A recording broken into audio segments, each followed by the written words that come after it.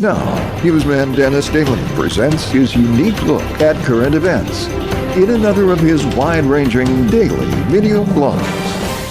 Hi, and thanks again, everybody. What did you think of the AFTRA SAG Awards last night? Beautiful show, I thought. Wonderful set. Moved very quickly. Bounced right along, but except for a few people, I didn't recognize anybody. Tommy Lee Jones was too sick to be there, or maybe I would have recognized him from Coal Miner's Daughter. The point I'm making is, boy, when you're out of the loop, you begin to realize a whole new generation has taken over. But the show was interesting because it was the Screen Actors Guild American Federation of Radio and Television Artists membership recognizing fellow members. And that leads me to think about the history of unions, both good and bad. And you know, worker uprisings and worker unrest go back to the beginning of time.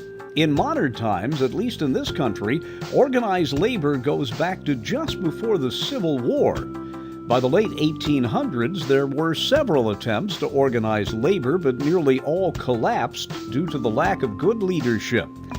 Then an amazing man named Samuel Gompers came along. In 1886, he formed the American Federation of Labor. He would lead that pioneer group until his death in 1924. Ironically, he didn't rise from labor. He was a wealthy British-born industrialist who made a fortune in the cigar industry.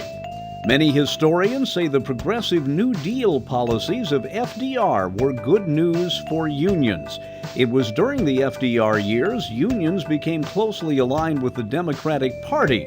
Then came the Wagner Act, which in fact protected unions' right to organize. First Lady Eleanor Roosevelt visited many union workers.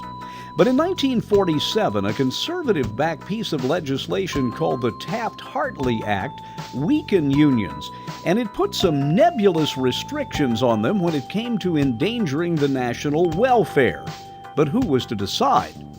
The strong gains of the unions produced a lot of converts. By 54, more than a third of all workers wore the union label. Today, it's about 12%. During the 60s and 70s, critics began to say the unions had outlived their usefulness and their leaders were a bunch of bullies. Many union leaders were seen to only want to keep their jobs by telling workers things were rotten, even in companies where things weren't. Eventually, the AFL and the Congress of Industrial Organizations, the CIO, would merge, as did SAG and AFTRA. I'm Dennis Daly with your Daily News Update.